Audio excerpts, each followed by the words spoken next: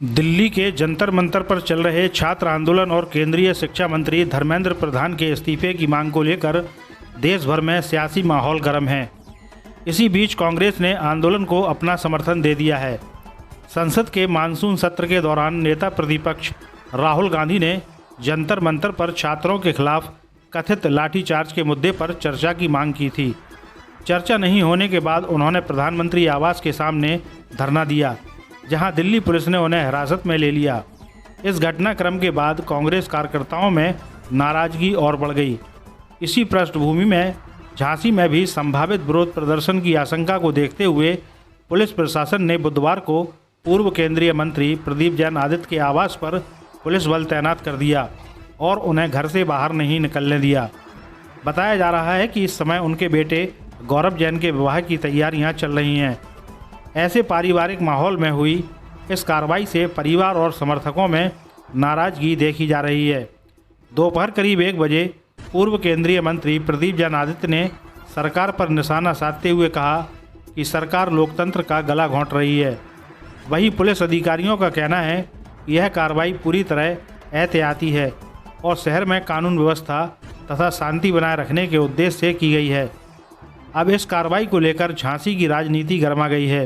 कांग्रेस इसे लोकतांत्रिक अधिकारों का हनन बता रही है, जबकि प्रशासन इसे कानून व्यवस्था बनाए रखने के लिए उठाया गया आवश्यक कदम बता रहा है। इसके अलावा आज झांसी में जिला अधिकारी कार्यालय के सामने युवाओं छात्रों ने भी जोरदार प्रदर्शन करते हुए केंद्र सरकार के खिलाफ नारेबाजी की। इसके अलावा कचहरी में वकीलों ने भी प्रदर्शन किया और जिला अधिकारी को ज्ञापन सौंपा। अब देखना होगा कि आने वाले समय में झांसी की सियासत किस दिशा में जाती है और इस पूरे घटनाक्रम पर आगे क्या नया मोड़ आता है। फिलहाल आप इन नेताओं को सुनिए। नवोदय प्लस टाइम्स के लिए झांसी से ब्रजेश परिहार की रिपोर्ट। आज खत्म हो गया और खासतौर से सरकार के उस अड़ियल रवैये से कि वो सरकार धर्मेंद्र प्रधान के पीछे खड़ी है। देश के नेता राहुल गांधी जब करोड़ों युवाओं की बात को लेकर पहुंचे तो पुलिस ने उन्हें सरकार के इशारे पे घसीट के पीटा, उनकी आंख के पास चोट लगी।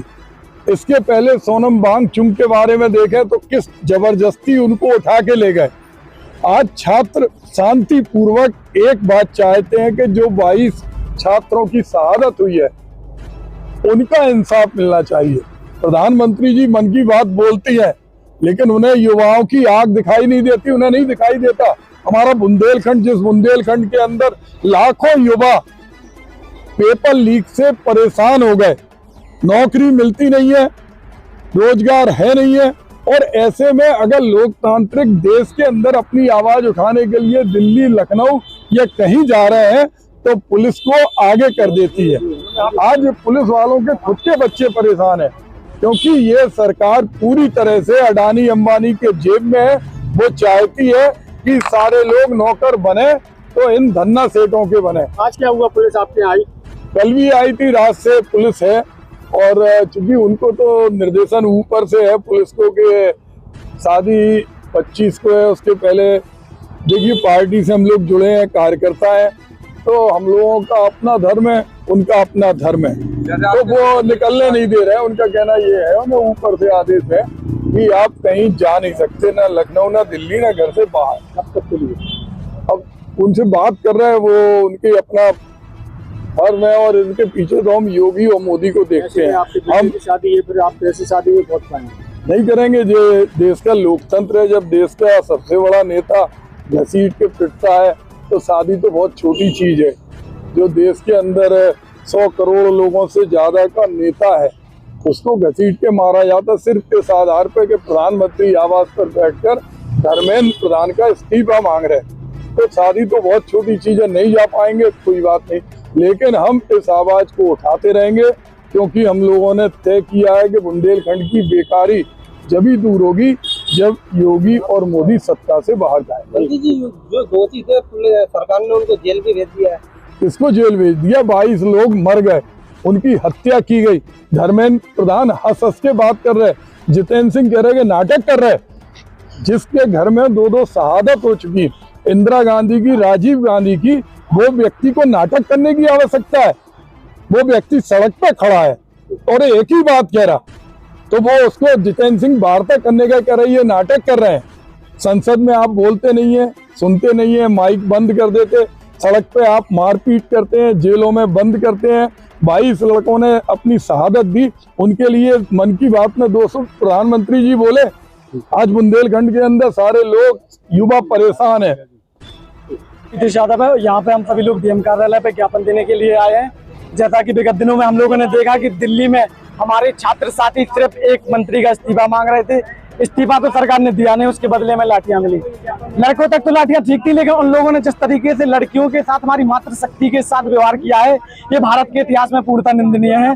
इसी के लिए आज वीरभूमि झांसी से यहाँ के जागरूक नागरिक, जागरूक छात्र आज डीएम कार्यालय आए हैं और हम सभी की यही मांग है, अगर वो लाठी चलाना चाहते हैं तो मैं इतना ही कहना चाहता हूँ कि सरफरोशी की तमन्ना अब हमारे दिल में है, देखना है जोर कितना बाजी है कातर में। आज चलाओ लाठियां, कितना लाठियां चला दे, हम भी तैयार है लाठियां सहने के लिए। यहाँ पर ये हिंदुस्तान का जागरूक छात्र आज झांसी की वीरभूमि से आवाज उठ चुकी है, जो कि भारत के कोने कोने में जाएगी। जब जब आप अत्याचार करोगे तब तक हम आगे आएंगे, आपको जेल में डालना, हम जेल में जाने के लिए तैयार है।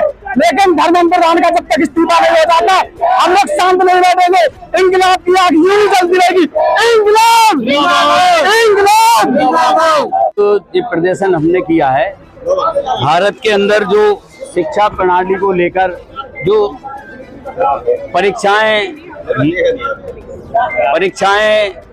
और पेपर लीक हो रहे हैं, उसको लेकर आज ये ज्ञापन दिया है।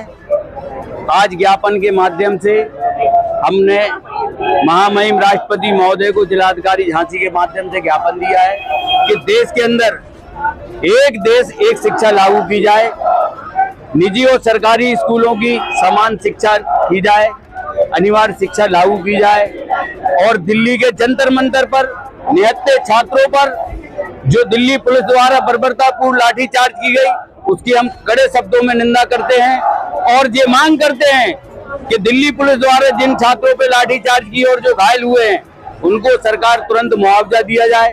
और ये नीट की परीक्षाएं और तमाम अन्य परीक्षाओं में जो मानसिक उसके कारण जो हमारे छात्र उन्हें आत्महत्या कर ली है, उनके परिवारजनों को 1-1 करोड़ की सहायता दी जाए और आदिवासियों की जो मांग चल रही है जल जंगल जमीन की, उस पर तुरंत एक्शन लिया जाए। और भारत के वैज्ञानिक सोनम वांगचुक द्वारा जो जंतर मंतर पर वो आमरण अनशन किया जा रहा है, सरकार ने उनसे बात ना करके अपना तानाशाही रवैया अपनाकर उसकी हम निंदा करते हैं और लद्दाख की 6ठी अनुसूची में शामिल किया जाए। इन सब मांग को लेकर छात्र, सामाजिक संगठन, अधिवक्ता, तमाम लोगों ने मिलकर ये ज्ञापन दिया है।